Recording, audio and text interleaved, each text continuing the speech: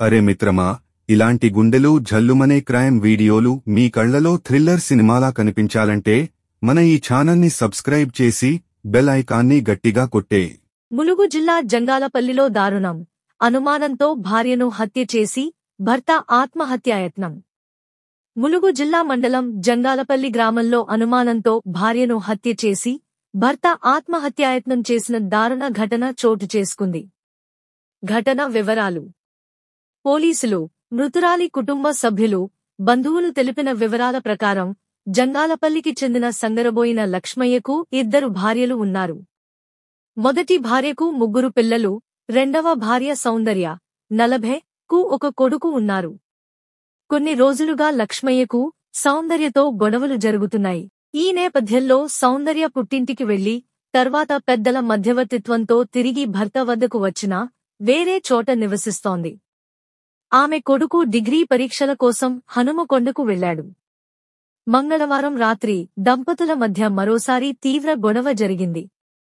ఆవేశంలో లక్ష్మయ్య బలమైన ఆయుధంతో సౌందర్యపై దాడి చేసి హత్య చేశాడు. బుధవారం ఉదయం సౌందర్య కొడుకు తల్లికి ఫోన్ చేయగా ఆమె లిఫ్ట్ చేయకపోవడంతో ఇంటికి వచ్చి చూడగా తల్లి మృతదేహం కనిపించింది. వెంటనే స్థానికులు పోలీసులకు సమాచారం అందించారు. పోలీసులు ఘటనా స్థలానికి చేరుకుని మృతదేహాన్ని పోస్టుమార్టం కోసం ములుగు ప్రభుత్వ ఆసుపత్రికి తరలించారు. భర్త ఆత్మహత్యాయత్నం. భార్యను హత్య చేసిన అనంతరం లక్ష్మయ్య బయటకు వెళ్లి పురుగుల మందు తాగి ఆత్మహత్యాయత్నానికి పాల్పడ్డాడు. ప్రస్తుతం అతడు వరంగల్లోని ఎంజీఎం ఆసుపత్రిలో చికిత్స పొందుతున్నాడు. సౌందర్యపై లక్ష్మయ్యకు అనుమానం ఉండటమే ఈ హత్యకు కారణమని గ్రామంలో చర్చ జరుగుతోంది. పోలీసుల చర్యలు: కుటుంబ సభ్యుల ఫిర్యాదు మేరకు పోలీసులు కేసు నమోదు చేసి దర్యాప్తు చేపట్టారు. ఘటనకు సంబంధించిన మరిన్ని వివరాలను సేకరిస్తున్నారు. సమాజంలో అవగాహన అవసరం.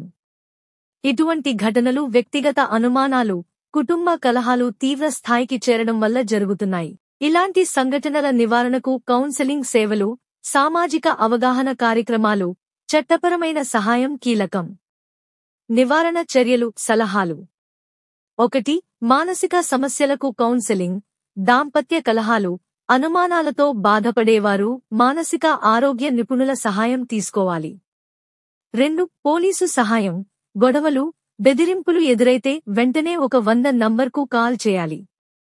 3. సామాజిక మధ్యవర్తిత్వం. కుటుంబ సభ్యులు, స్థానిక పెద్దలు వివాదాలను సామరస్యంగా పరిష్కరించేందుకు మధ్యవర్తిత్వం చేయాలి. 4. అవగాహన కార్యక్రమాలు. స్థానిక సంస్థలు, ప్రభుత్వం కుటుంబ కలహాలు, హింస నివారణపై అవగాహన కల్పించాలి. 5. చట్టపరమైన రక్షణ. బాధితులు స్థానిక మహిళా సంఘాలు లేదా చట్టపరమైన సహాయ కేంద్రాలను ఆశ్రయించాలి.